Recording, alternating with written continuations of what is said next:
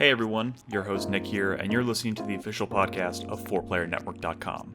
First, I want to remind you that we are a fully independent podcast, quite literally just a group of friends who have met once a week since 2008 to talk about video games. If you like our show, the best thing you can do for us is be active in our community. I recommend Discord. You can subscribe to our show, leave us a review on your preferred podcast service, or, if you're so inclined, bless us with your patronage on Patreon or Twitch. If you're new, all you need to know is this. We record these shows live every Tuesday night at 8 p.m. Central on Twitch, and the audio version launches on all podcast services on Friday morning. Patreon and Twitch supporters will even get the show a day early on Thursdays. But if you want to know more about any of this, about what we do, or find all the important links you need, simply visit us at 4playernetwork.com. And that's it. This is the only ad you'll ever hear on this show. So, with that said, thank you for listening. Let's get started. Hey everyone, welcome to 4Player Podcast, episode 793. Let the record show it is May 7th, 2024. It is a dark day for the video game industry. I am joined tonight by Nolan Hedstrom. Hey, how's it going, everybody? Hey, how's it going, everybody? Christopher Guthridge. Hello. There we go. That's appropriately somber. A solemn hello. Solemn hello. And Christopher Davis, who looks like he's pouring himself a shot of vodka and taking it. Oh my! I thought. Wait, whoa! Back up a second. Hold the fucking phone. Chris Davis, didn't you just tell us last week that you haven't had any hard alcohol in like 2 years or something? That is correct. Today is a day for it. He's pouring one. Okay, well. You did this, Phil. You knocked him off the wagon. Fuck Phil Spencer. Okay. It was a very bad day. It's been a rough day. So here's what we're going to do tonight, guys.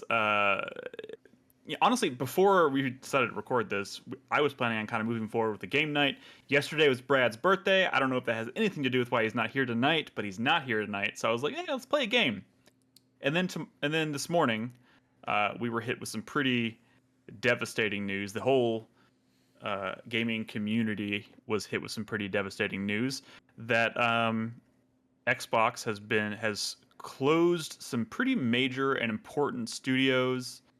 I guess chief among them, the one that's, there's 4 studios in particular that were canned, and we're going to talk about all of them, but the 2 that are kind of the most high profile being Tango Gameworks, who we obviously for a long time have really rallied behind. They're known for games such as The Evil Within and Hi-Fi Rush. They are beloved. Tokyo. They're beloved. They are a beloved studio. Famously started by Shinji Mikami, the creator behind the original Resident Evil. And it's been kind of they've built themselves up, and as of today they are no more. So that's terribly sad. We'll talk about that. Arkane Austin, right here at home, since we record here in Austin, closed. This is the studio behind Redfall, but maybe more importantly, the studio behind Prey. You remember that game, which came out, when was that? Like 2015, 2014? I don't remember. That was kind of like a BioShock-esque take on Prey. It was the game that shared the name Prey with the original Prey, but had nothing to do with the original Prey. We all remember that game. I mean, if anything, based on what I've been playing this past week, which we won't get into, it's very, very much inspired by System Shock. Yes. Wow. And I'm tired. It's a beloved game. I think most of us here have played that, if not all of us. 2017. 2017. It's fucking. Yes. Just a fucking gem of a game. Same year Years as ago. Death of the Outsider. Did Arkane Austin work on Death of the Outsider? No, that was Leon. That was Leon. Leon? Okay. I can't remember if Arkane Austin actually had any like support role on any Dishonored game or anything, but Oh, surely there's some collaboration going on by there, but primary development Dishonored 2 was the first to be developed separately by Arkane Leon. So Yes. so Dishonored 1 was a collaboration It was between both studios, yeah. Oh, okay. Interesting. So yeah, Arkane Austin and Tango Gameworks are both no more as of today, which we'll talk about. Also, of course, noteworthy. Roundhouse Games and Alpha Dog Studios, I believe, or is it Roundhouse Games or Roundhouse Studios? It's Roundhouse Studios. Roundhouse Studios is actually reformed Human Head, the developers of the original Prey from 2005. Right. There's a very interesting story behind Roundhouse becoming Roundhouse. So here's a question, and we'll get it. We'll dig into this a little bit deeper, I guess. But did Roundhouse, and this has no bearing on whether or not, obviously it's tragic, but I'm just a question. Did Roundhouse Studio, after being formed into Roundhouse Studio, did they ship a game? Or are they being closed before ever shipping their first game? No, or are they they've been a primarily support studio. They've been a support studio since they were acquired. So what happened was, 2019, they were developing a game called Rune 2. It was their own IP, and they were running out of cash. They released it on a Tuesday. They closed the studio on a Wednesday. Wow. On Friday, they got an offer from ZeniMax to have them be their owner. And then the following Monday, they were Roundhouse Studios. That is... Can you imagine all the same work on personnel, Friday? just they came back to the office and they had a different employer, but they were doing the exact same work. That's got to be pretty unusual, huh? So yeah, acquired by ZeniMax, which was later acquired by Microsoft, and then Microsoft being the one who's putting these studios on the chopping block today, which is terrible. Also, just an important note here for what we're going to talk about. All 4 studios are Bethesda studios. Yes. So we'll get into that. Yeah. ZeniMax Studios, but yeah, they're under the ZeniMax Bethesda umbrella, all shuttered today. And there's some theories, obviously just theories. This is one of those topics we're going to talk about that I don't, we may never know what really happened or the reasoning behind any of this. We're going to fucking find out. That shit's going to leak. I mean, there's going to be stuff. There's going to be talk. But there's some interesting theories as to why this is all happening right now that I kind of hope are not true. But we'll get into that. And the fourth and final studio, which I'm going to be honest, I don't know anything about. It sounds like something maybe Chris Davis knows. But Alpha Dog Studios, what can you tell us about them? Oh, they were a mobile developer. Their work that they were doing was Mighty Doom. Mighty Doom. It did not have much of any presence in marketing other than just their announcement. It came out last March. Is this related to iOS title. Doom proper, like Doom DOOM? Yes, like an isometric bullet hell Doom that had a cutesy art style. Yeah, I was like, that sounds pretty cool until you said cutesy art style, which I think kind of flies in the face of Doom. But whatever. It did not review well. That's neither here nor there. 4 studios shut down today. Everybody is understandably very upset. This is we've been talking a lot about studio closures and layoffs and stuff for a long time now, and obviously every time this happens, it's upsetting. I think this is one of the ones that's just kind of people are just okay, this is enough is enough. Holy fucking shit, what are you doing? People are genuinely flabbergasted by the logic behind these decisions. Don't make no sense. Who's making the decisions and what? It's confusing. You can make an excuse theoretically for Arkane Austin and Alpha Dog. Well, we're not here to make excuses. You cannot make a fucking excuse for Tango. You cannot. It's fucking ridiculous. You know what's crazy? That studio that Bethesda made to make that canceled multiplayer game Battlecry, remember that? Yeah. Okay, so they made a studio called Battlecry Studios. They canceled Battlecry. They changed the name of the studio to Bethesda Game Studios Austin. And they're the studio that made Fallout 76. Yes. They still exist. Yes. They do. This is one of those this is one of those conspiracy theories that I was kind of alluding to before, and I don't know. I mean, honestly, I'm thinking about it, and I'm like, oh, this sounds like maybe just a little bit closer to the side of reality than I'm comfortable with. Maybe this is really what's happening, but people are saying this. I mean, who knows how long these decisions were cooking, right? But the timing seems suspicious given the huge success of the Fallout TV show and how Todd Howard made a comment last week about like they're exploring ways to produce games faster so people aren't waiting like 8 years for Elder Scrolls 6 and blah blah blah. And it's like people are like, if these decisions are being made so that they can throw more money and more resources at making a new Fallout game to capitalize on the success of Fallout. Again, conspiracy theory, there is nothing really to support or substantiate this claim, but like it makes just enough sense that I feel kind of gross.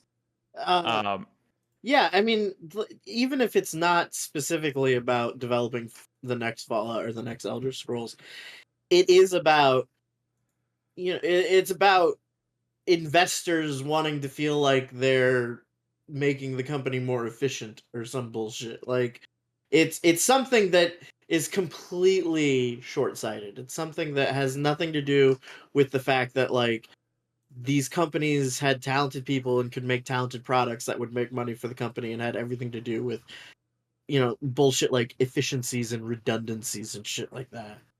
It was all about making the stock prices just a little juicier.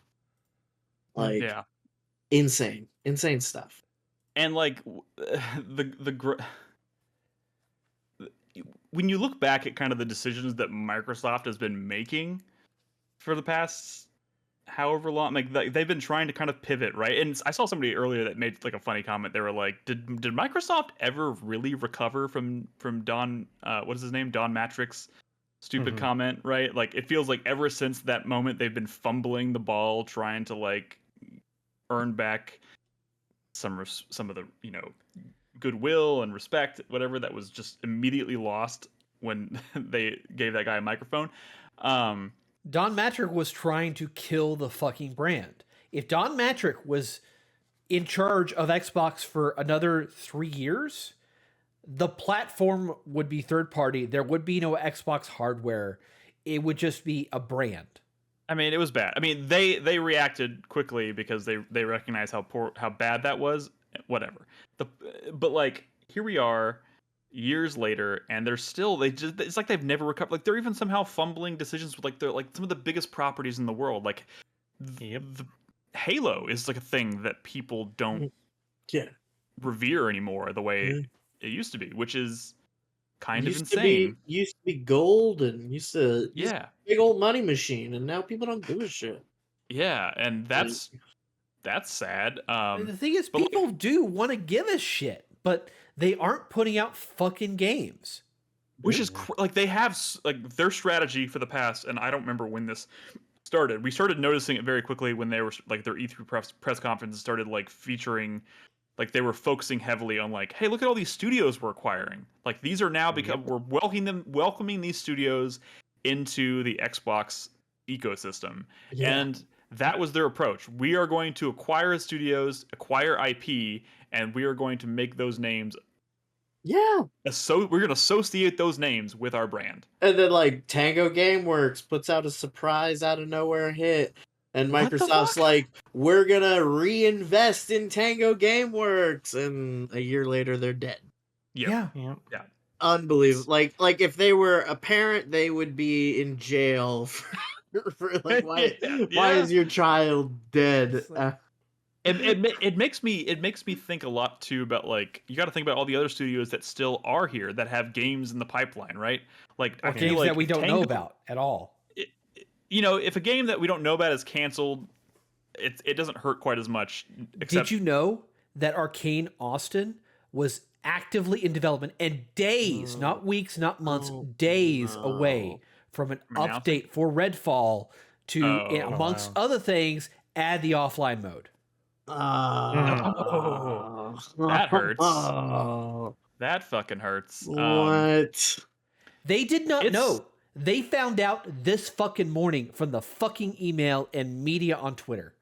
That sucks. Like it's so disheartening to like open Twitter and see like all these people who have been like, who are like, I hate this place. I left Twitter, and they're like, hey, I'm back because I need to find work. Just flooding my timeline. And also like Arkane Austin, like I know a couple developers that now used to work there. And the past several months, they had been in the process of research, of going out, looking at other games, having their teams try things out and see what they want to build and prototype and build off of. Like, this was their concept and experimentation stage. And like, it's gone. Yeah, it's gone. It's fucking gone. And I think the worst part about it, I mean, aside from the obvious fallout, which is that a bunch of people, talented people, are now out of work and are searching. It would be one thing if it was like, hey, we're gonna restructure these studios and like rebrand and like move people around and like come up with new projects. Like, that would be like, if these people were still employed and just being shuffled around and a few projects were canceled in the process, it would be sad, but it wouldn't be nearly as insulting as like, For sure. Fatal Frame in chat says, imagine getting fired via a tweet, which is more or less what happened. That's awful. Feels like that's happening way too much now. It's fucking awful. And you gotta think about, like, we have games on the horizon from studios that we care about, that we're very excited, and like that were like Hellblade comes out this month from Ninja Theory. Hellblade comes out in 2 fucking weeks. Ninja Theory being a studio that I care deeply about, I know a lot of us here care deeply about, and if Tango Gameworks isn't safe from something like this, no one's safe. Nothing's fucking safe. Nothing's fucking safe. Obsidian is owned by Microsoft. They're working on Avowed. We're not even thinking about the big one, the big fish that could get. Wait a second. Hold on. I'm trying to guess what Chris Davis is considering the big fish. Big one. We're talking about Bethesda owned, or no? We're talking about like any studio under the Xbox umbrella.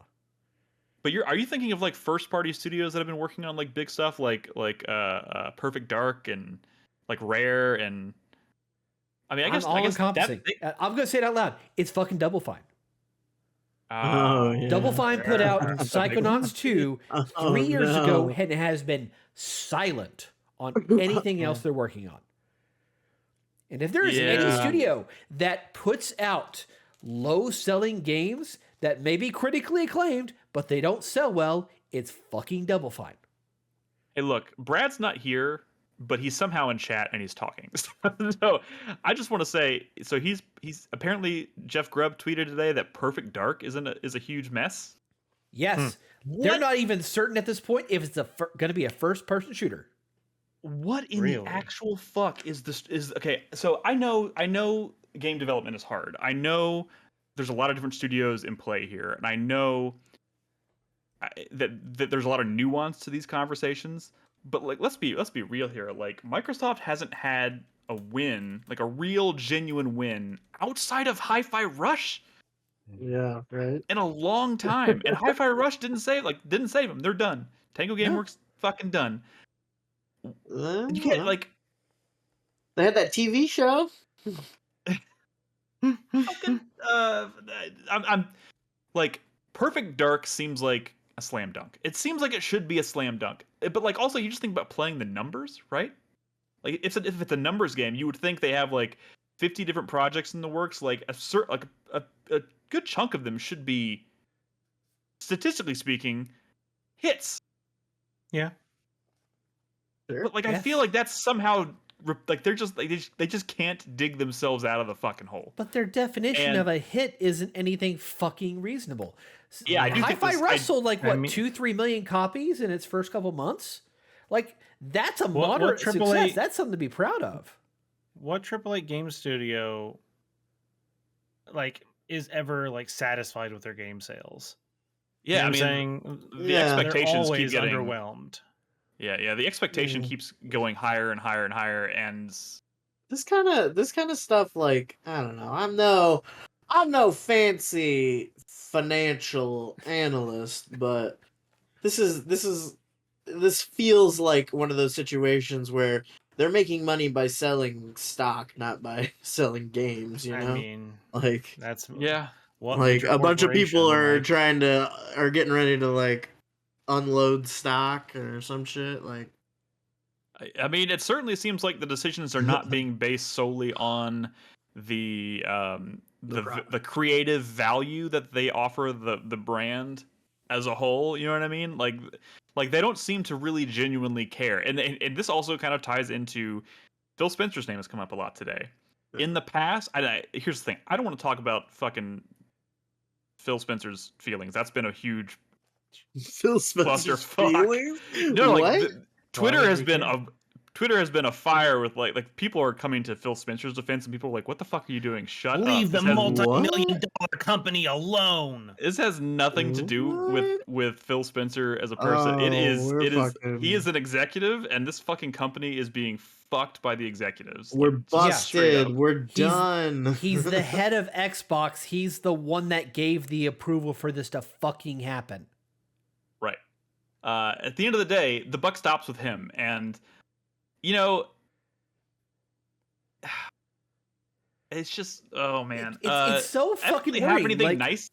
I don't have anything nice to say. So there is nothing fucking nice to say. The only reasonable okay situation here is the fact that Roundhouse is not being called. It's merging with ZeniMax Online, so they can work on fucking Fallout 76 and Elder Scrolls Online. Like at that's least it. those people are still employed. They but have their they're- fucking jobs. Microsoft posted a 17% increase in revenue to $61.9 billion, with $21.9 billion in profits, up 20%, and earnings of $2.94 or $2.94 per share, And that's beating as Wall of when? Street's expectations across the board for the third quarter of its 2024 fiscal year. This is a $1 trillion company. Trillion with a T. Like, Yeah. Like come the they fuck probably on. weren't even spending that much money to keep like Tango Gameworks open. Like, what are you talking about? Yeah, it's a full circle slap in the. Like, It's a full circle slap in the that's face. awful. It's so sick. And I think I started saying this earlier. I didn't get the thought out, I guess, but like maybe the worst part, aside from the people who are out of a job, is like these studios are being closed, and now that IP that existed because of that studio, it just falls into Microsoft's lap. They own the IP, but the studio that created it doesn't exist anymore. Right. Yeah. So they're either just going to sit on it and never do anything with it ever again. So that things like Evil Within, Hi-Fi Rush, they're just going to be in limbo, or they're going to fire all these people, wait a year or two, and then give it to somebody else, which seems shitty in a different way. They're not able to get anyone else to work on any fucking thing right now. They tried to find a studio that could make a fucking Fallout game, and everyone was either busy or refused to do it. Yeah. I mean, which studio are you referring to in that sense? All the appropriate studios like Bethesda, like Obsidian, like In Exile, those are the big three, but they've been shopping it around further beyond that. So for like the next major Fallout game, or are you talking about Yes, Fallout for 76? Fallout Okay, 5. Gotcha. Yeah, which is clearly a I think it has got, at least a part of it has got to be kind of a reaction to like the sudden massive success that is massive mainstream success that is Fallout now, thanks to the Amazon show.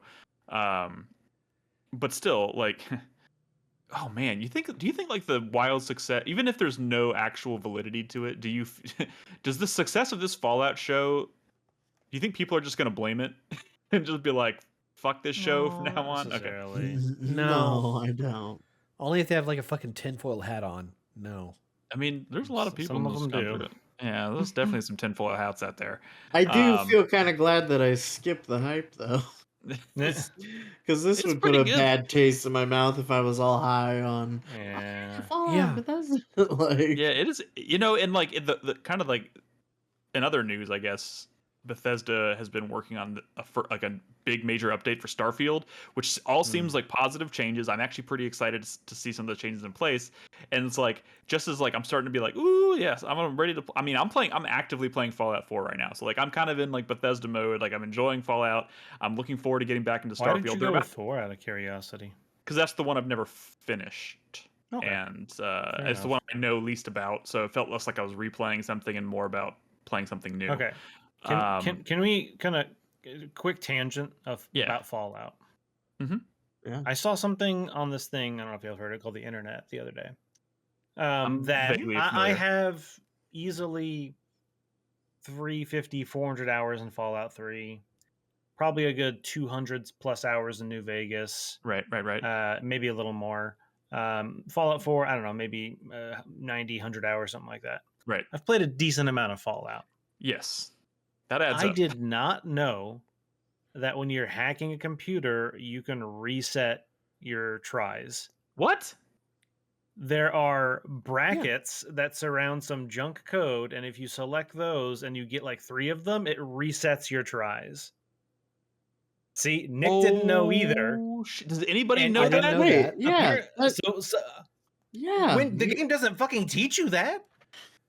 I mean, I thought it did. Wait. no. No, because there's like the little brackets, like when you find a bit of code that's like in brackets, it they do other things too. I don't think it just resets tries. You know what I think this is? I think this is one of those sometimes they things. also will remove wrong bits of code too, right? I think they started doing that maybe in like 4. Yeah. But like I never fucking knew that.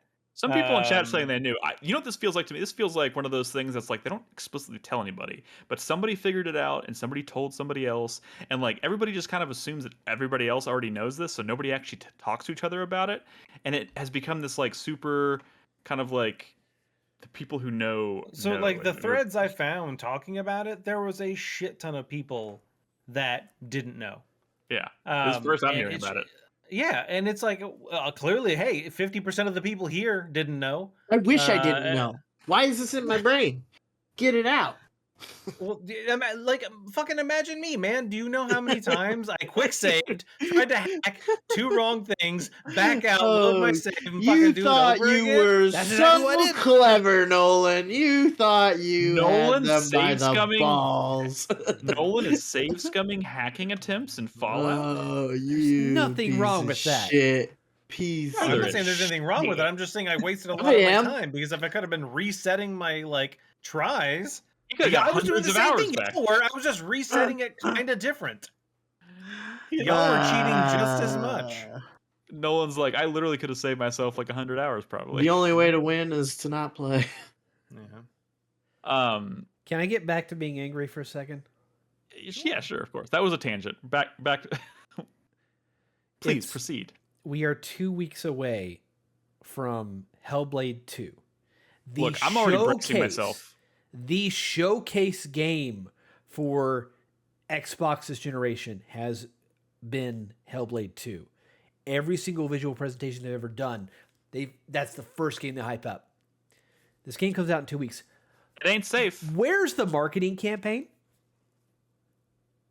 That's a good How point. is this game supposed to sell well if it's not being plastered everywhere at this point? Don't forget, they're also putting a lot of stock in Game Pass, which I feel like this might be backfiring on them a little bit. This goes the business decisions behind Game Pass and what that means for the company as a whole. I don't really know the specifics of, but I have to imagine that they've been for years putting some pretty big games out on Game Pass, and like I feel like to some extent maybe cannibalizing their own sales, which might be shooting themselves in the foot. And now they're starting to like really have to pay the price for Game Pass being such a good deal, quote unquote. I could be talking out of my ass. I have no idea. Game Pass is your most popular product. I get that. It's a very good value for people. I get that. You cannot market solely to fucking Game Pass. No, you I'm need not arguing trailers you. out there. You need ad buys. You need to get people to realize that this game is fucking coming out. Because it was announced 4 fucking years ago. Right. I mean, It's time. I think. Look, I'm not going to make excuses for the marketing team. I think some of the success and failures of some of these projects does come down to marketing. I feel like Tango Gameworks specifically, like Hi-Fi Rush, they felt they lucked into because they shadow dropped that game on the day they announced it, and it was word of mouth purely, and it was a huge success for them. But it was also on Game Pass, so I don't know what that does to their ultimate bottom line for that game. But at the same time, like Evil Within, I don't think was ever marketed properly, so I think that underperformed. Ghostwire it got decent Tokyo, marketing. did it? I mean, I don't remember. Yeah. Maybe it did. I don't know. Yeah. I don't remember much about. I mean, Ghostwire Tokyo Debatable. actually got a fair amount. I don't know. I mean, The Evil Within came out 10 years ago. Like you were in your 20s at the time. The Evil Within 2, I seem to remember more marketing for the Evil Within 2 than the Evil Within 1, but whatever. That's neither here nor there. I expect Hellblade 2 to start ramping up. It's going to be a very short marketing lead into the release of that game, which, I echo your sentiment. What the fuck are they waiting for? Maybe they're waiting to get this news out of the way. It's a bad look. Maybe. Like they're going to close these studios and then start marketing Hellblade 2, and people aren't going to be like, you think people aren't going to be like, what are you going to do to Ninja Theory after this game's out? Huh? I mean, unless they start marketing immediately and it's like an 8-digit number for marketing to get it every fucking where. This game, the only choice for them to help save this game's image is to delay the release. Let this controversy blow over for most laymen's and give them time to be prepared to slowly build up a good marketing campaign, or get it done now in time for your release date that you've set. I would expect the marketing campaign to stir up this week. Literally this week, and if it doesn't, I don't know what the fuck they're doing, because I don't see the game being delayed at this point. Honestly, at this point, I think Hellblade 2 is going to come out, and I think it's going to be a critical success. I have no idea whether it's going to be a financial success, and then I'm bracing myself to find out what happens to Ninja Theory afterwards, because I don't have a lot of faith that Ninja Theory. I mean, a lot of their games have, quote unquote, underperformed financially, right? I don't think they've ever been like this surefire, money maker, right? They don't print money for Microsoft, which is why I always kind of thought maybe that was one of the acquisitions where I was like, okay, Microsoft is trying to they're trying to exude this look that we care about IP. We want games. We want games to be associated with Xbox. And at this point, we don't care about how financially successful they are. We want people to associate Hellblade and fucking help me out here. All these games, right, that we're talking about. I'm just blanking. Yeah. Hi-Fi Rush, for example. Avowed, Hi-Fi Rush, Hellblade. They want all of these games to be associated with Xbox, and that was what they were trying to They wanted to convey an image of a variety of titles that you can get from Game Pass. Right. And now, as of this morning, in that email from Matt fucking Booty, he's saying that they are reprioritizing to do high-profile titles, which means franchises, which means fucking Gears of War and Halo and Forza, just the big names that they have in their fucking catalog. And Fallout. And Call of Duty. The problem is they're all just chasing the next fucking Fortnite. That's all they're doing, is they just want that next MMO that's going to rake them in bucks for years. And they're hoping that Fallout 76 was going to be that, but definitely not. Don't get me wrong, I guess it's more successful now than it used to be. People are flocking back to that game after the show, in surprising numbers. I guess. I don't know. Yeah, Just... I mean, I mean, at the end of the day, what they've done is they've pulled the rug out from under their own message. They clearly don't actually care about the creatives that make them their money. They don't care about the actual creative product that they claimed to. All they care about is the bottom line. Which, of course, I mean, it's a corporation. We all kind of knew that. But for a long time, Microsoft was trying, and a lot of this was using Phil Spencer to do this, was to create this persona of yes, we care about gaming as a culture, as an industry, blah blah blah. And that, I guarantee you, nobody's going to have good things to say about Phil Spencer going forward. Holy shit. You remember a couple of years ago when Xbox put out their own documentary about their studios and everything? They put out an hour-long fucking documentary thing. There is a segment that's been going around today in social media from that, talking specifically about the closure of Lionhead and what lesson they've learned from that. They've learned nothing. Phil Spencer and Sarah Bond specifically on camera calling that out and saying, what have we learned from this experience? How can we treat our developers better? What the flying fuck? Obviously, they're gonna say that on camera. Yeah, I mean, but like you at some point, and again, we're talking about a corporation here, so none of this should really be surprising, right? But here's another thing about Hellblade, real quick. Hellblade was developed by Ninja Theory at a time in which they only had, by modern standards, a micro budget. Like, it was probably developed on a low 2-digit number maximum, that game. They innovated resources, came up with new techniques to create an incredible experience, right?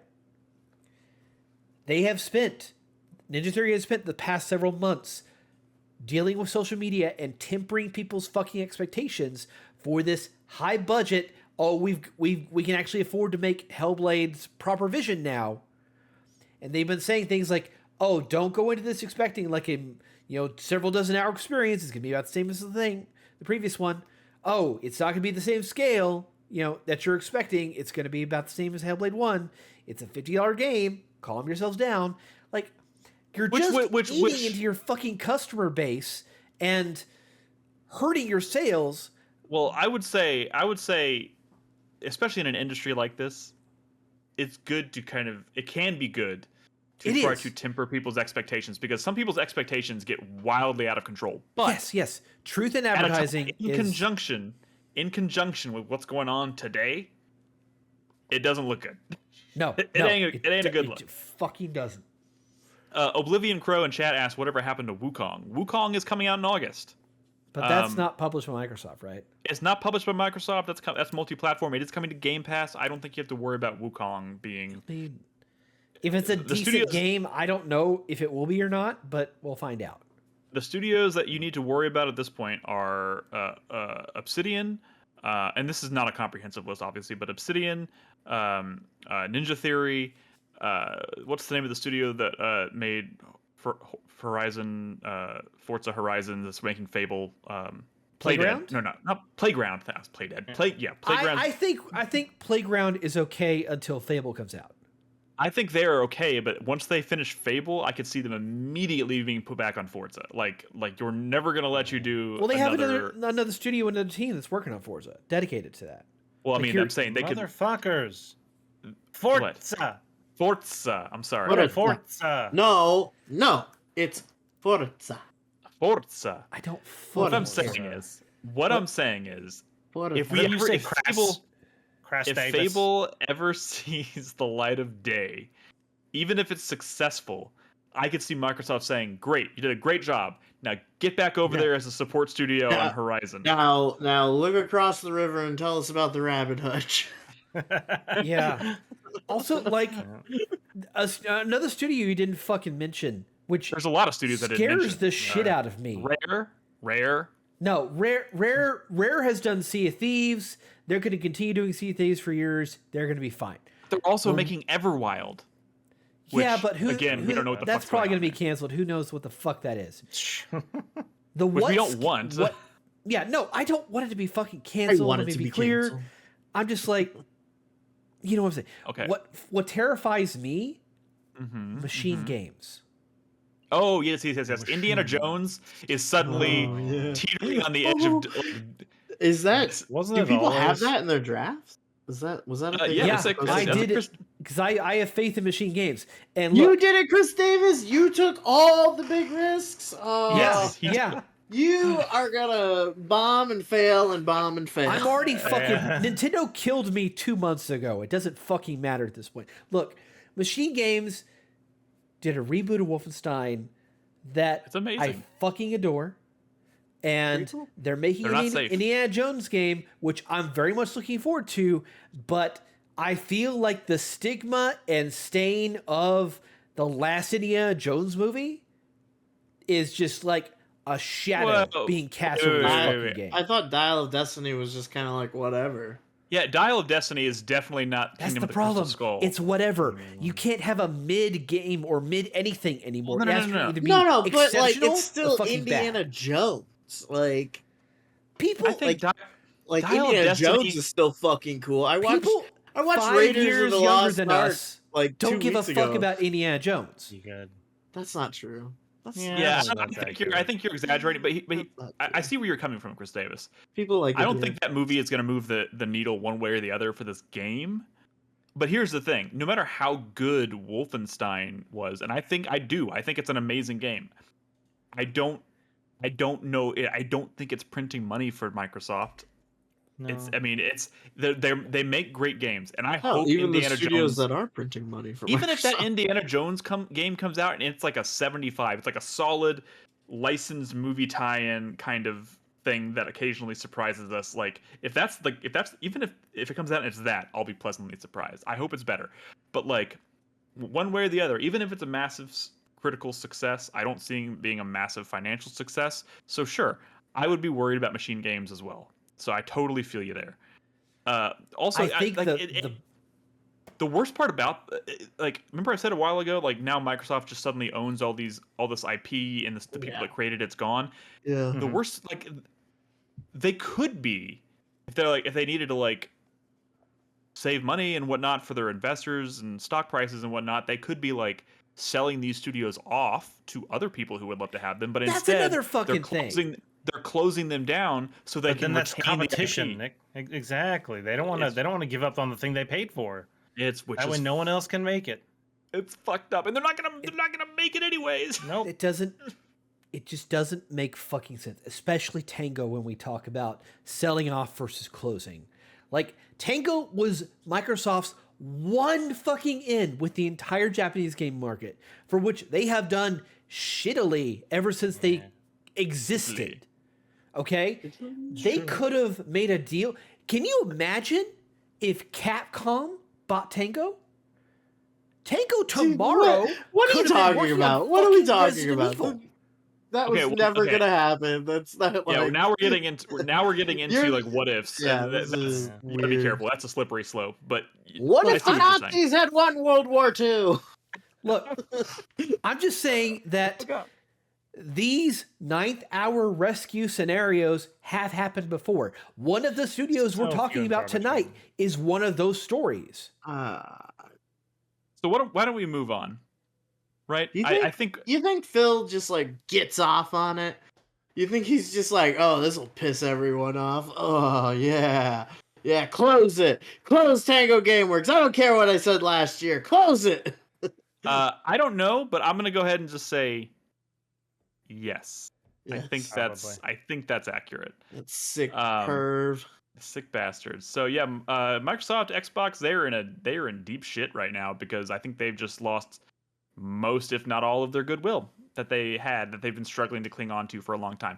And guess what? They have their fucking June event where they're going to show off the future of Xbox for the next 18 to 24 months. Like they're gonna have that's gonna be a fucking albatross hanging around their neck. Like there is gonna have to be multiple miracles happening at that event to like distract people from the fact that they just killed some beloved studios. And unless you guys like own a shit ton of stock in Microsoft, I don't think they give a fuck what you think.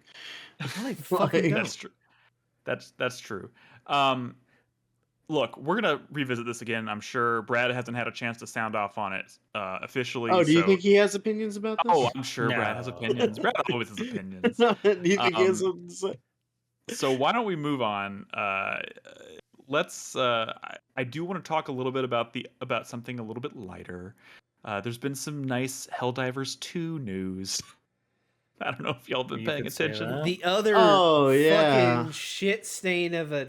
Oh my god! I hate it. We're not going to talk about this nearly as long as Xbox. Well, no, because this one I'm not invested in. I'm not. Yeah, I don't care. Like, you want me to run through it? I'll tell you what fucking happened. No, look, 10,000 foot view. If y'all don't want to discuss it in depth, that's fine. 10,000 foot. Everyone's favorite fun meme game made them mad for a weekend. Yeah, and just a fucking weekend. So, long story short, 10,000 foot view. PlayStation tried to force on Arrowhead in the community that starting next month, you would be required to have a PlayStation account linked to your Arrowhead account in order to play the game. This immediately resulted in not only a cascade. We need to go to Nick's pause real quick. pause real quick. I mean, you're right. That is not inaccurate. I just wanted to slide this question in right here, and there's multiple answers to this, I'm sure. Why? What the fuck? Why? Because Sony wants their fucking Why data. not? But look, Sony. No, that's 100% why. The thing, I think the biggest thing to come out of all of this, because yes, we're gonna go on to describe this here for a second, and the end result is people got mad, they backed down. This is no longer happening. So it's kind of a moot. It's kind of a moot point. Didn't Arrowhead come out and say at one point they were like, "Oh, this was always the way it was supposed to be"? They said it was supposed to be. We cut it because we were scrambling so hard to launch the game when. And the argument now is that if it had launched like this, it wouldn't be that big of a deal. But the fact that it hasn't been this way, and now they're trying to reverse it after the fact, after people have been playing it, you can't do that. You can't. That's out of order. You can't do it that way. No. But I think that what this illustrates, and what's kind of scary, and this also can be mirrored to Microsoft as well, is that it shows you just how out of touch with the gaming community at large the people higher up the ladder are, which we all knew, right? But you also most people would probably like to assume that people that are in positions of power within these companies at least have an idea of what their fucking market is and what people think or feel about their industry. This clearly illustrates that they do not, because anybody who knows anything about this industry should have looked at that idea, that decision, and been like, this is going to cost us way too much goodwill that it's not even worth attempting. Because that's exactly what happened. It was going to cost them fucking money, because the PlayStation Network online compatibility is only available in 30 countries. So the game, as soon as they made the announcement, they had to remove from sale Helldivers in 180 fucking countries. 177. Yeah, 177 countries delisted the game. That is obviously going to undo itself now that this has been retracted, but it hasn't. I think as of right now, that hasn't officially happened yet. It's still delisted. There's in a lot of those countries. So here's the bigger question about that, and this is why, to Chris, to your point earlier about them saying, "Oh, this was always the goal, the idea, whatever." Then why was it ever available in those 177 countries? Well, if it was always intended to only be accessible to people with PlayStation Network access, why is it available in somewhere that doesn't have PlayStation Network access? I do think if that had been the case, if the game at launch was being certified with that feature, it just never would have been listed in the first place in those countries. They probably listed it when they realized that was not going to be. I think most people in this industry would look at this and say, if it's not available like that at launch, they're not going to do it post-launch, because that would not make any fucking sense. So I think it's safe to proceed. Yeah. The higher-ups clearly didn't realize that or something, or they thought the blowback wouldn't be nearly as severe, but it was severe. It was they very chose the severe. wrong community to fuck with. Winged's X-Tools, Zatol, whatever, in chat, because money. And it's one of those things where I was listening to a podcast the other week about like drug companies or pharmaceutical companies, or even big industry companies. Look, they'll do something that they know is against regulation, but if they can do it for long enough that they don't get caught, they make more money than it costs them in fines. Mm-hmm. They thought, hey, we list this shit in every country, even though we know 177 won't actually have access later. We rake in a bunch of money, and then, fuck those people that can't access it anymore going forward. We'll be in the clear, but they didn't. Yeah, I don't think they realized how much backlash they were going to get. I think the decision for that was probably pretty high up, and that I don't think that was that. I'm sure it was. Yeah, it's I don't think. Awful. The studio. I think the studio had a pretty immediate please don't make us do this, because that's. It's very I mean, this is very much a Sony thing, and they suck. And this is a bad thing. This is bad for them to do. This is obviously an abuse of their customer base. It sucks. Yeah, very much. It's only slightly more embarrassing than everybody tweeting for democracy and major order achieved on Twitter after they pulled it back. The Steam reviews, everyone's like, major order completed. We dive together. Not at all. Like, you guys are a bunch of fucking dorks, and I don't care what happens to you. That is a good point of it. So, but worth their noting- Steam reviews are still fucked. Like, Oh yeah, that's it's I don't know if still it's ever only gonna mostly recover. positive. Like, yeah, wow. I was listening to a podcast earlier and it was pointed out. I haven't verified this myself, but it sounds like because there was a lot of people in the Helldivers 2 community on Reddit apparently did a lot of like coordination to try and to like do a campaign to kind of like force their hand, right? And part of this was obviously coordinating a review bomb on Steam. And apparently after they made the decision to retract, it sounds like they are encouraging people who went and review bombed it to remove those reviews. Yes. I don't know how. That's one of those things. Like, I don't know how much toothpaste you can get back in the tube after that, but we'll see. Monkey don't go back in the bottle. Yeah. I think the number was close to like 4,000 review bombs, and then 2,500 plus have since redacted. So they're making progress.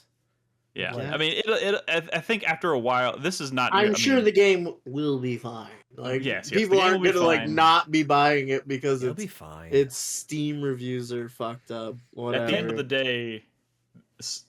the day, this is nowhere near Listen, as traumatic as Xbox's. Like, I 100% support consumers and the proletariat taking hold of whatever means are given to them to hold the corporate overlords to bear, but can we just like not be so fucking embarrassing about it? Like, oh, that's the human condition. It's impossible. I think that's not a to be. reasonable request. I think that's a reasonable request. I don't know. This is our species. I don't know. Interesting side note It's here. fun to shout democracy. Yeah. It sure is. I don't know what it is about it, but it works. Maybe that's all that really matters. Yeah. Interesting side note here. The so the PC port of the samurai game by Ghost of Tsushima. Ghost of Tsushima comes out in 2 weeks. Right. The single player campaign was announced to not require a PSN account, but the Legends cooperative multiplayer does require a PSN account. And there's two big differences. One, I mean, I think that kind of makes sense, especially if it's at launch, right? It's a PlayStation game. Yes. It's a multiplayer thing. It makes it's an sense ecosystem. at launch. It makes sense at launch. I really don't think that. I mean, as long as you're doing that kind of thing right out of the gate and being upfront about it, I don't think anybody's going to have a problem. It's really when you try to fuck with people. It's like once you give like food to someone and they're like in the middle of eating it, you can't just suddenly yank it away from them and be like, no more. Like, like that's what they're trying to do essentially. So I don't think Ghost of Tsushima is going to have a problem. And honestly, the people who have not played Ghost of Tsushima yet, who are going to have a chance to play it on PC, people are going to that for the single player. We'll see what happens with the multiplayer. And they're going to have like, a fucking great time. They're going to win. They're going to get a lot more goodwill back from that because people are going to be very excited that that game is finally coming to PC. So whatever. That's neither here nor there. The modding fucking scene ought to be fucking awesome. It should be pretty cool. All right. Sorry, we don't need to talk anymore about Helldivers 2. And in fact, we're not even really a news show. We try not to talk about news a lot. This just today seems pretty important. What news? Yeah, I know. This is pretty unusual for us, I would say. Well, you want to just go ahead and knock out our last news item? We're not. I'll save that. I was the only one who really wanted to talk about that. I'll just make it my 4-player minute. What was it? Okay. I mean, unless it'll be in his 4-player minute. I would. Yeah. I'll talk. It's not a lot. Okay. I'll talk about fine.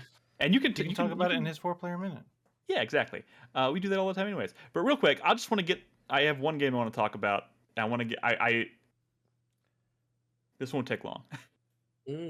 So impressions, real quick impressions. I can played go for through a real quick impression too. I played through Indika. If you. Oh, how is it? Is it cool? Is it fun? It's fun is maybe a subjective.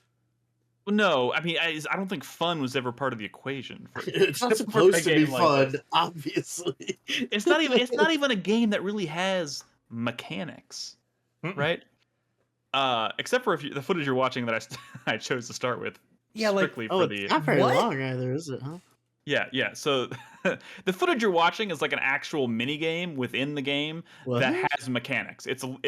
There are story moments in this game, right? So first of all, this is the game. This is the nun game, right? It's the game about a nun who is possessed by a demon or the devil, and she is on a she falls into a situation where she is traveling with this man who is a criminal who claims he can talk to God, right? So the whole thing is like she's trying to help him, but she's also trying to like find a way to rid herself of this possession. So she's traveling with him, but throughout the story, you're kind of like finding out why because she's at a monastery, right? Everybody at the monastery, all the other nuns, they do not like her. They hate her, and you don't really know why. Not very good nuns.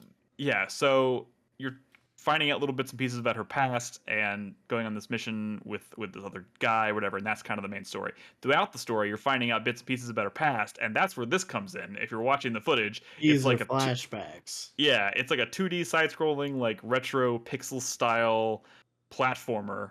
Where you're collecting coins, and it like this little mini game takes all of about 5 minutes, and it's just basically she's sneaking out of her bedroom window at night and she's climbing up to the roof to meet a guy. And classic you're like nun behavior. But like it's a silly like platformer where, like when you jump on like a windowsill, like the whole window kind of moves and it becomes like a silly like 2D platformer, whatever. There's like multiple of these things throughout the game. I just wanted to show off one of them in this footage because it's very unexpected. And like the weirdest thing about this game is how it like blends like photorealism with these like super retro style. There's like multiple of these, and they all have different mechanics.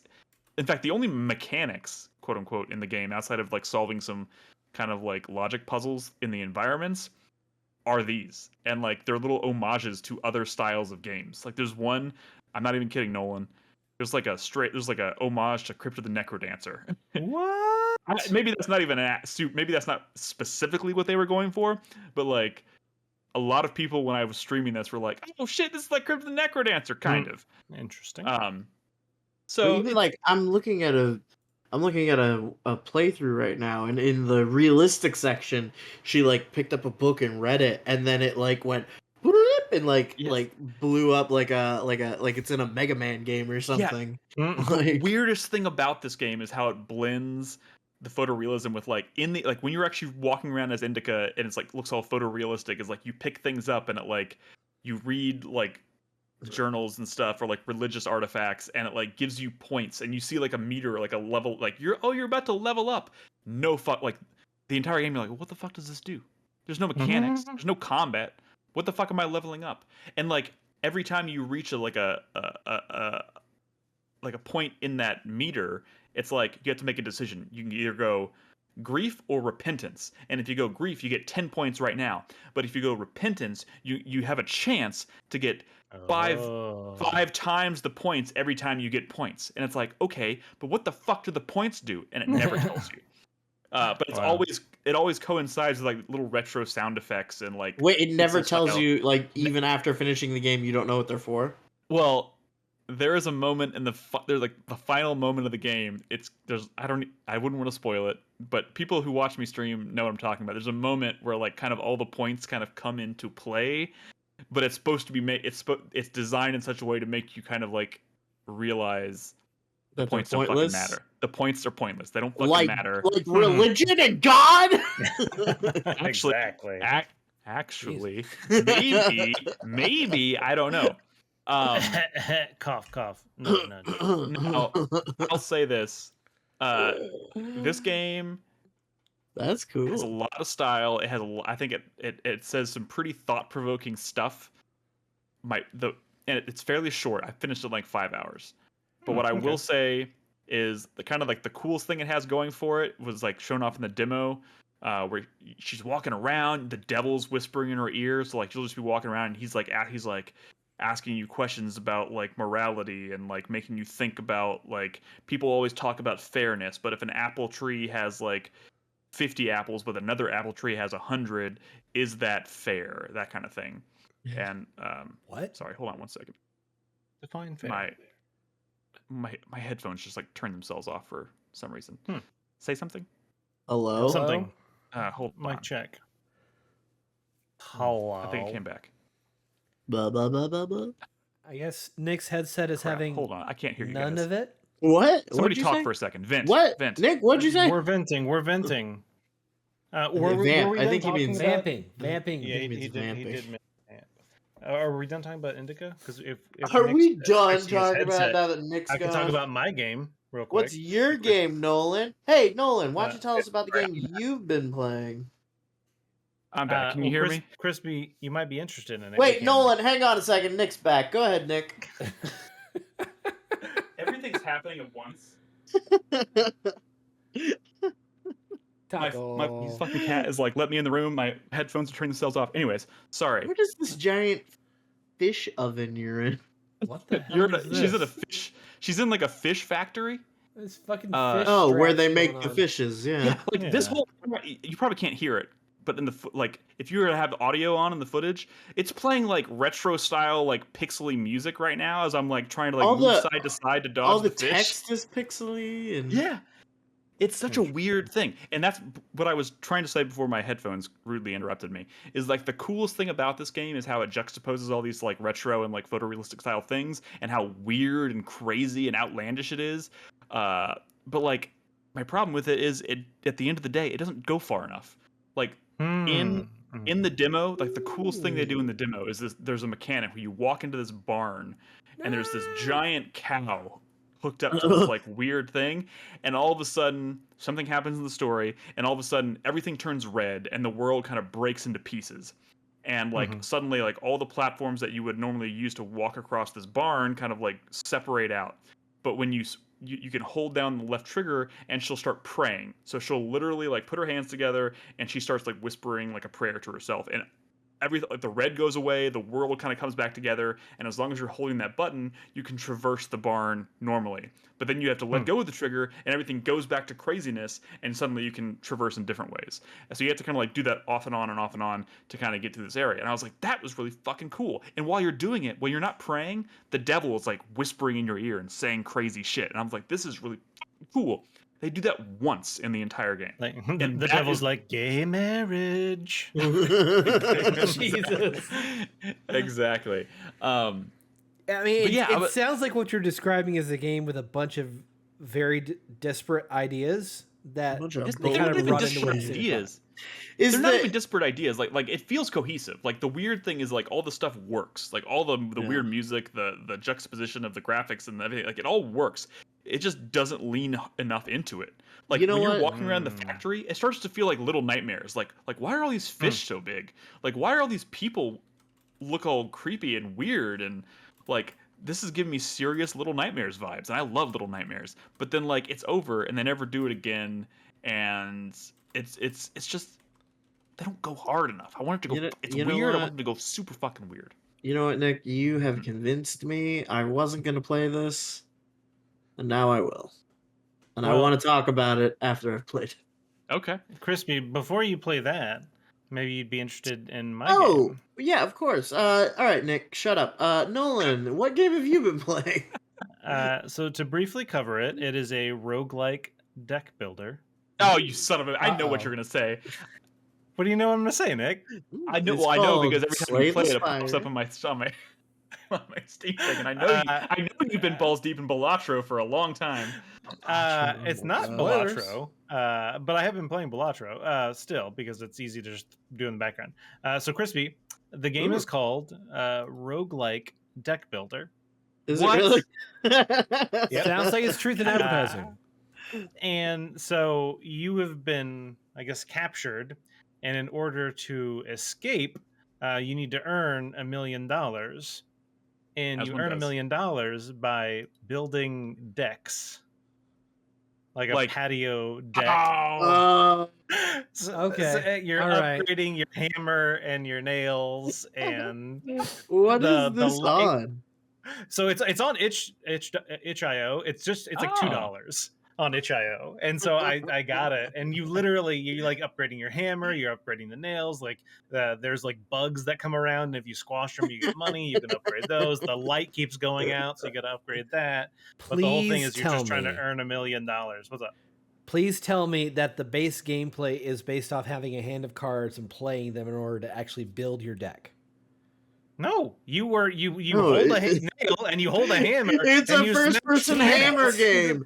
Oh my Yes. god, it's a hammer. Oh, dude, this art style is fucking weird. What And is you this? you literally just like use the mouse to kind of like slam the hammer down, and early on like you really have to hit it hard, and if you miss you'll hit your hand and it's ouch, and you have to pay like $1 to help, like to fix your hand or whatever.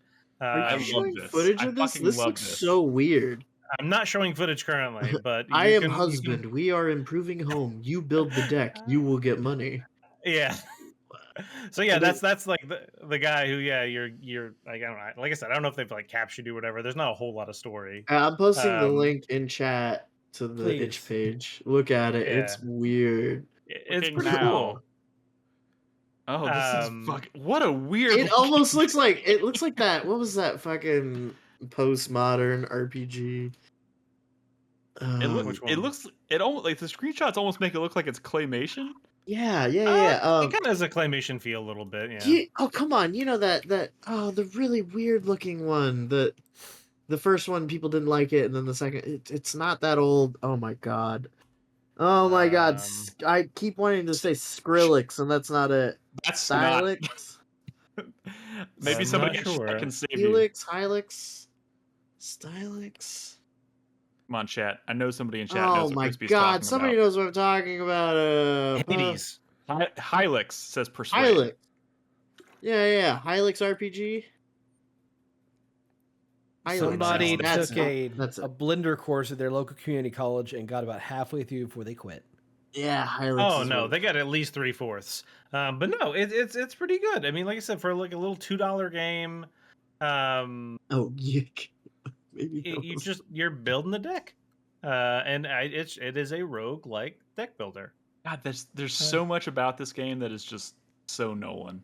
Yeah, So Nolan. Like, not only is it a silly like dad joke play on words, but like it's about building a deck. yeah. I Nolan's into definitely building stuff. Nolan likes to build stuff. Made for him. I think Nolan made this game. I think Nolan secretly I made wish. this game. that would be so lame if that's what's going on. To have Are come you up with Gil this. Lawson? I wish I was smart enough to have come up with something like this, because I do know Blender a little bit, and I did try my hand at doing some slight like point and click adventure game development when I was in school. I built like a it was for my final project in one of my classes. I did it was like Pong, but 3D mixed with Breakout or Break, whatever that game was called, where you have like the bricks or whatever. Yeah, And the whole point of it was two people on either side. It was a multiplayer game, and you wanted to break the ball through the bricks, which of like 3 or 4 layers, and get it to the other side. But then it became Pong once you got it past it. But yeah, it was one of those things. So I have done some stuff, but like if I would have come up with something like you said, just the fact that it's a pun on the roguelike deck builder like thing. Like as soon as you heard me say I'm playing a roguelike deck builder, $1 million, you would not have guessed what I was playing. That was such a brilliant now that I unintentional. think back on it, I can hear the snicker in your voice, like they're gonna fall for my little trick. That was such a brilliant and unintentional, just like pull of the rug for me. Like, because I was like, I've been watching. It's like Infamous Nolan is playing Balatro. And it's like popping up, and I was like, he's really getting into Balatro right now. I was like, he said deck builder. I was like, he's playing Balatro. He's gonna talk about Balatro. Nope. I tell you what, though, surprise. Brad more than likely has stopped listening and has gone off to do other things. Like, his birthday was yesterday. This might make an excellent gift for him. Huh?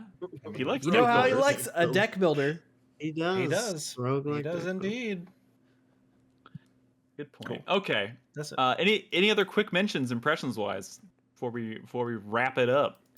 I made another mistake and did not play Star Ocean like I intended to, and I instead started the remake of System Shock because it went on sale. Yes, that's not a mistake, dude. That game's so good. No, absolutely. It's been really good so far. I have complaints, but that's a whole other thing.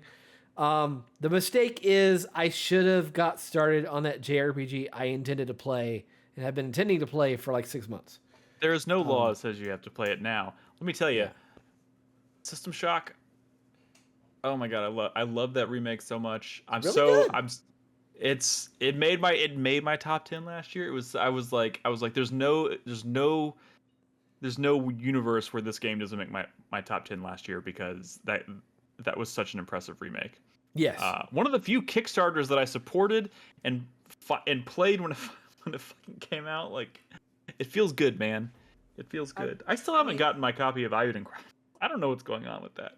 Anyways. Oh well, I mean, check your backer emails. Maybe it's there. Alright. But yeah, I've been really enjoying it. I'm currently on the executive deck trying to figure out how to jettison some of the groves. Yeah. Oh, you're pretty far then. I guess I don't know really. The problem I think is it's that's like the three- thing it's like about this three game is quarters. that you can't tell how far along in the game you are because it is so explicit on not reminding you about things. Dude, it doesn't hold your hand. No, it doesn't. It is as far as like immersive sims go, it is like the least handholdy immersive sim I've ever played. Like you've got to be fucking paying attention to every audio log, every email that comes in to find out what you're supposed to fucking do in the game.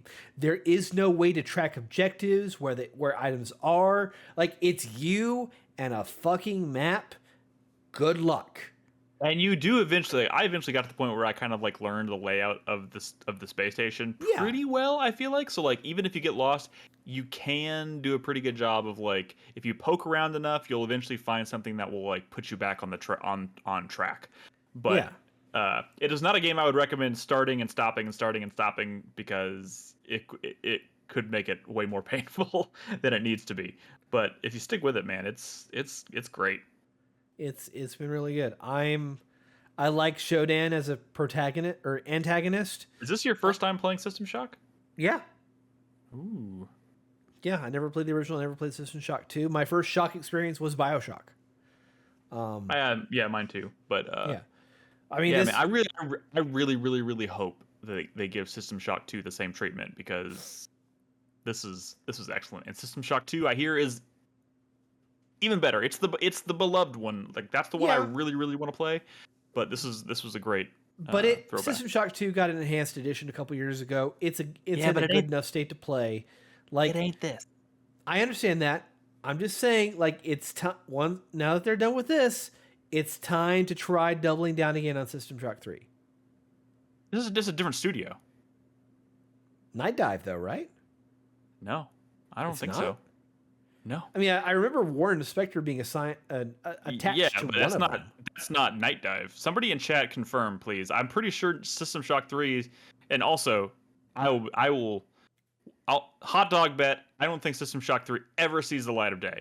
I hope I'm wrong, but I think they're just kind of hoping people forget that was announced. But yeah, I'm pretty sure System Shock 3 ain't Night Dive. Well, maybe Night Dive needs to acquire the assets 2, 3, and maybe go ahead and do it. It was Night Dive? Okay, there's no way. There's no fucking way. Anyways, that's neither here nor that's there. what it was. Yeah. Either way, yeah, fucking do it. It ain't the same team that made System Shock 1, though. If it's still Night Dive, it's two separate studios within Night Dive, and the other studio is being run by Fucking Warren put them Spector. on it, man. Let them We'll see fucking what do happens. it. Okay. They just put out their Dark Forces remaster, which is evidently doing pretty well. Like, have your remaster team just do whatever the fuck they want, but also, like, it's time to work on System Shock again. We'll see what happens. Is there any Fantasy Critic stuff to talk about tonight, or should we just kind of blow on past that? I did pick up 7 points for Indika. Let me tell you, that game had a 14-point swing. It came out of the gate at 63, ended up at 77. Wow. So That indie That's tax. a lot. Well, Carlos. Okay, so this was technically 3 days ago. Brad pickups? tried to grab Dread Delusion and Crypt Master, but Carlos outbid him for both. Damn. Yeah. So Carlos, is he almost full? Let me look. Carlos is almost full, I think, and No, he's got 4 spots left. oh yeah, wait, yeah, those are actually the first two things that he's actually been on, but he has Animal Well on his list, and reviews for Animal Well drop tomorrow. Okay. And Brad's pretty confident that Animal Well is going to be like a Game of the Year contender. Oh, dude, It's going to pull in some big... it's for sure. That the Animal Well was Yeah. like it was. I was going to bid on it, but it was one of those things where there was just a few things before that I wanted to bid on first, and that's how the draft works. All of a sudden, six people choose between you and your next one. Animal Well was 100% one of my top ones. I think it's going to be really good. Yeah, I have a feeling we'll be talking about that next week. Oh, for sure. I'm paying attention to it now. I wasn't before, ever since we watched the trailer on Trailer Talk, and we talked a little bit more about it, and I got to know more about it. I'm pretty into it. It looks really, really neat. So, fingers crossed. We'll see. Well, not fingers crossed for Carlos and his points, but I do want it to be a good game. So we'll see what happens. Anyways, let's wrap up with the 4-player minute. Nolan, would you like to start? I can. Let's do it. All right, let's go. So I've been, as Nick said, playing Balatro still. It's something that's easy to do. Life has been crazy over here for me lately. A lot going on, and just sometimes it's easy to turn your brain off. I am not ashamed or not sweaty or whatever, but it's just like the fact that there are a lot of games this year I've not played or started and not finished because it takes a bit of effort. Dragon's Dogma 2 being one of them. Every second of that game I have played, I have loved, but it's a little more difficult to sit down and play a session of Dragon's Dogma than it is to play like a couple of hands of Balatro. Sure. And so I've been finding myself kind of finding those kind of bite-sized things that I can easily consume and then kind of go about my day just because too much going on. It's better right now. Yeah, for sure. But that being said, like Nick said, Animal Well is coming out. There are other games that are coming out that I'm definitely going to play, and I'm hoping that things settle down a little bit. We're at the 1 year mark of our of moving here, and so it's already been a year. Yeah. It's just shy of a year. Where the home, I swear to God, no, I feel like you moved like 4 months ago. Nope, it's about a year now. And so there's lots going on with that. We got to, it's a newer house, so there's lots of things to kind of do at the 1 year mark.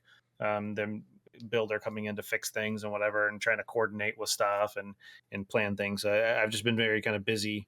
But yeah, I'm fearing that looking period to start for me pretty soon. When you have especially a newer house, there's just so many little things to do here and there. And now that it's springtime, I'm doing a bunch of yard work again, because unfortunately I'm an old man. I like to do my own yard work. I don't like paying someone because they don't do a good enough job. So I end up spending a lot of time doing yard work.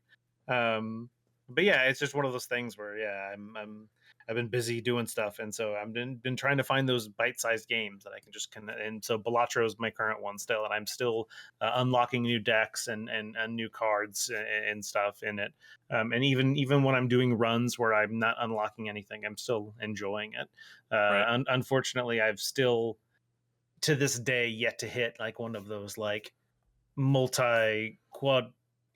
quintillion whatever runs. I've only ever gotten to ante I think I got to ante 13 once, but that's as far as I've gotten. So I'm still trying though. Cool. Good game. Yeah. Cool beans. All right, Crispy.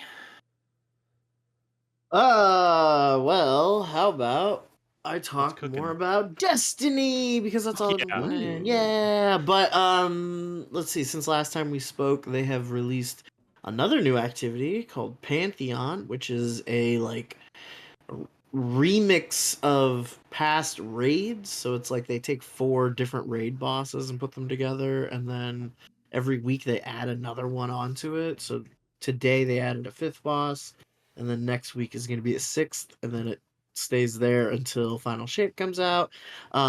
What's really cool about this is that it's it's old kind of favorite bosses.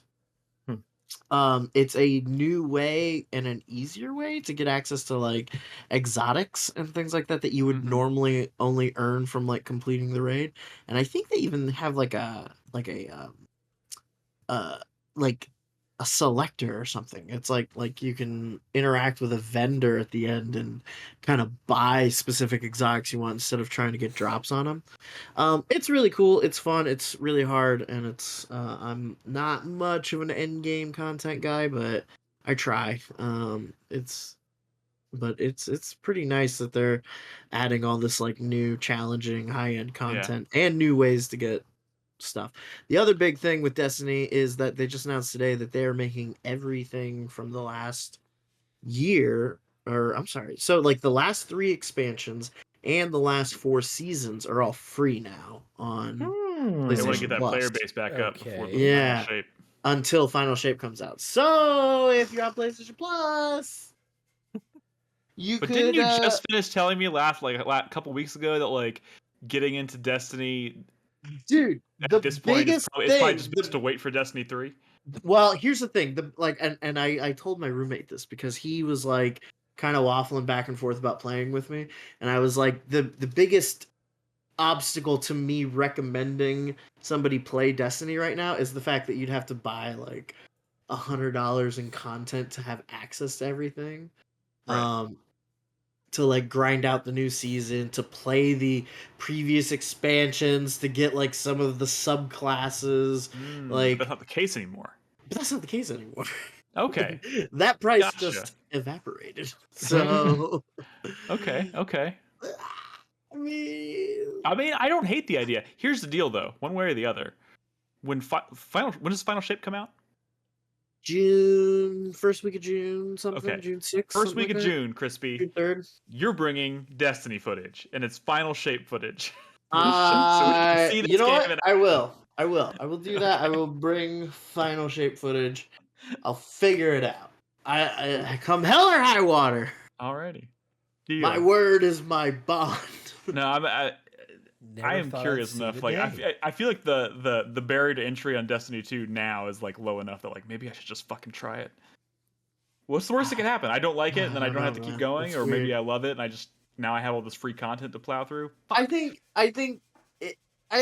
your experience with it would be similar to something like Monster Hunter, where it's like you play that like base set of content, and you're like, that was really cool, had fun with that, and then like you leave, you know, which is fine. It's fine. But it's fine. Okay. Well, you never know. We'll see. We'll see. We'll see what it looks like. We'll see what it looks like in a month. All right, cool. Chris Davis, you're up. You're pouring another shot. Wow. Look at the. Oh. All right, dab for me. I'm just kidding. Never. Anyway. Looks like it went down This smooth. would be a lot better if it was cold still. Wow. Oh God! You just took like a lukewarm shot of vodka. Well, it's been sitting out my desk for 2 hours now. All right. My final thought is fuck all video game publishers forever. No developer is safe now. If you don't sell more than 5 million copies, you might as well just start packing your fucking bags now. As you can tell, I'm a little bitter. I was blindsided by this fucking news about Xbox and all that this morning. The only saving grace for me is that Arkane Leon didn't get shut down too. And they're only still alive, I think, because of Marvel. They've got the deal with Disney for fucking Blade. Yeah. Oh yeah. Which I'm still very excited about. Oh shit. Like, let's be honest. When Blade comes out, they could be on the chopping block after. Yeah. Or maybe they'll be on the chopping block. Maybe they'll cut the cord before they even get too far in that, because that's still pretty early in development, I think. That game's not coming out for at least 3 or 4 years. Was Deathloop pretty successful financially? It did okay. Yeah. The exclusiveness to it didn't help. I'm surprised like that's not the direction they're like just pivoting. Like I'm surprised they're not just like fine. Exclusivity be damned. We want our games to be profitable. Like let's put everything everywhere. Like I feel like that would be the smart. From my understanding, it sold over 5 million copies. This is just me doing a quick Google. So I mean, that's a moderate to big success. That sounds good to me, but apparently not to them. Not to fucking Xbox and their fucking stockholders that don't give a shit. They just want to see their stock price go up. Sure. They do like money. The in-shitification of this industry and how we treat developers is fucking absurd. Did you say the in-shitification? Yes. In-shitified. Okay. You never heard of the term in-shitification? No, that's a new one. Look it up. It's used to describe the internet, and it is a thing. Okay. It's just like, I remember when Resident Evil 6 came out, that game sold like, 8-9 million copies, and that was considered a fucking failure by Capcom. Yeah. Like, that sounded fucking outlandish at the time. That didn't seem like anything fucking... I always think of Tomb Raider. Square Enix's Tomb Raider as well. Like, they expected 7 Yeah. million copies out of fucking Tomb Raider. It didn't get half of that. But it did fucking well. And, like, now these publishers have such fucking high expectations for these games that they're helping publish. Not even fucking develop, they're helping publish. The expectations are unsustainable. I feel like that's something... It's fucking unsustainable. Inevitably, those expectations will eventually start having to fall more in line with realistic ideas. And I think that's ultimately going to end up having or at least the hope is that it's ultimately going to start having an impact on the scope and size of games to make them more reasonable. But they're going to have people are going to have to be dragged kicking and screaming into that reality. Their sales expectations don't factor in the cost of a project to develop it, the cost of marketing that project, the long-term sustained support that they want for a infinite money machine, which is never going to happen because 2/3 of their player base that they could market to are playing games that came out 6 years ago or later. Like, they're playing their fucking Fortnites and things like that. You're not going to grab them. Stop fucking trying. Oh, who was it? Oh, it was EA today. EA apparently in an interview or an investor call or something. And I apologize. I don't remember who it was they were speaking to specifically, but I guess maybe it's who's the head of EA right now? John Riccatello. Is it still John Riccatello? Why do I feel like John Riccatello left already? I don't fucking know. Let's just say that or fucking Andrew, whatever his name is.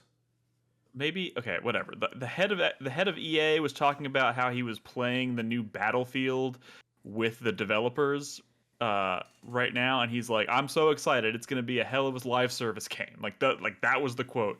And now I'm suddenly not excited at all for the next Battlefield. I mean, I wasn't super excited anyways, but you just ruined it. The next Battlefield was always going to be a live service title. 2042 is what the model was going to be going forward for the funding model and for the long-term support. They fucked up 2042, and that reflects in how DICE no longer has full control of that license. They brought in fucking Vince Zampella from Respawn to fix it, and now he's in charge of basically every action project is in Zampella's control now. Yeah. And the next Battlefield, it's just the fucking CEO talking to his fucking shareholders and saying, trust in us, we're going to figure this out. But also 2042 came out only 2 years ago. You're not going to see this new Battlefield game for another 3 years probably. I've already shut forgotten the that fuck game up, exists. man. Yeah. I mean, I echo the sentiment. Fuck them all. Fuck them all. Burn it all down. Burn it all down. Okay.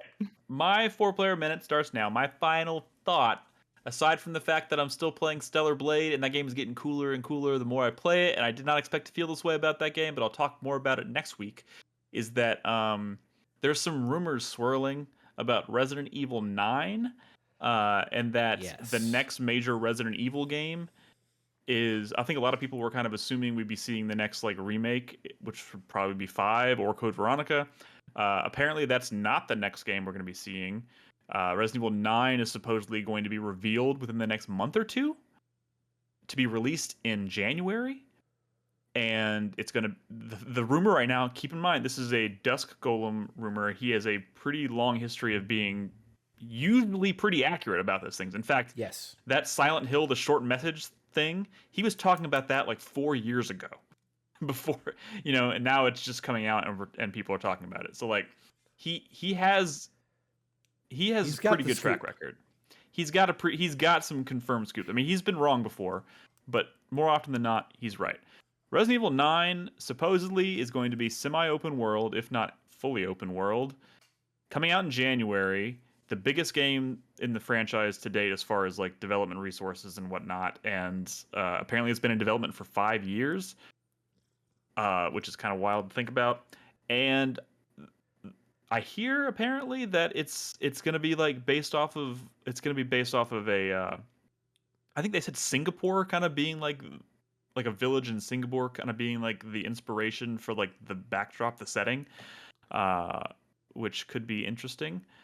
But I don't know, man. Resident Evil, I love me some Resident Evil, and Capcom has been making some pretty damn good decisions. I know we said fuck all publishers, and I think Capcom included, but all of them. All of them. Fuck all of them. Fuck all. Burn in hell, Capcom. But they have kept Dino Crisis and Onimusha from us for too long. It's unacceptable. There's reasons to say fuck them. I guess the point is, I like Resident Evil.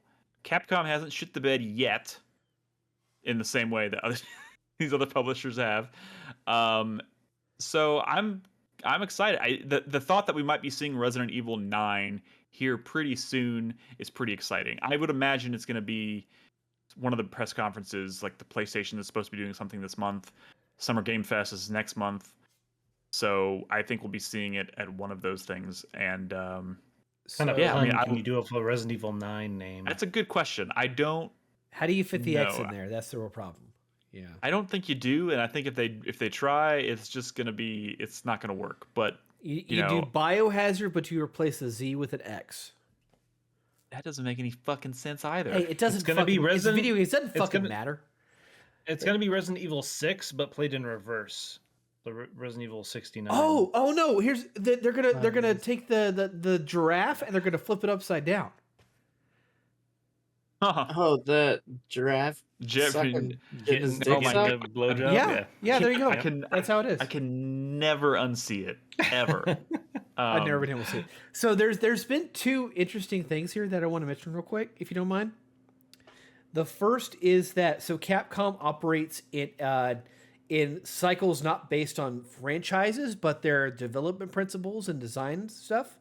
So Resident Evil 9 is supposed to be like the capstone for their open world exploration with the RE engine, which started with Monster Hunter Worlds and then did Dragon's Dogma 2 and now is ending with the RE9. So that means that we're going to see a new generation of Resident Evil in a whole aspect potentially after this. The other thing was that... It's a long way away. Yeah, no, that's still years out. The other thing was that Duskull's original rumor, which he says is no longer happening, but he said that the expectation was that 9 might be delayed, and instead they would release a different Resident Evil title in the interim.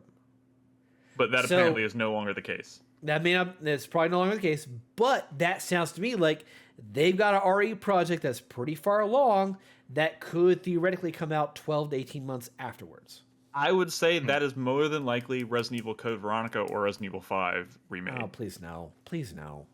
Wait, what are you talking about? Like those, like what other option is there? Do not do another. If you're going to do another remake that the remake original, is happening. Let me tell you, that remake is happening, 100%. Just There's rethink, no world. Completely repitch the original Resident Evil. Okay, dude. If you're going to do a remake, let me tell you, that's not happening. They are going in order to some extent, and whatever that interim Resident Evil is, it is going to be a remake. I would, if I had to guess, Code Veronica 5 or 0. One of those. There are no other options. We're moving on. We are done with the show. My man, it is over. You remake Resident Evil 1 in open world in which you can go into the fucking forest. I'm not a Capcom executive. You don't need to talk. You don't need to pitch this to me. I'm just telling you what's probably happening. Also, fuck the Capcom executives. Oh no, fuck the Capcom. Fuck all executives forever. Fuck all of them. Okay. Somebody tweeted. They were like, I'm posting this for no reason today. No obvious reason. But anyways, here's one of my favorite art pieces. It's called "Dinosaurs Eating a CEO," and it was like literally like raptors eating like the guts out of like a person like sprawled in the street, and I was like, that's pretty on point. There's that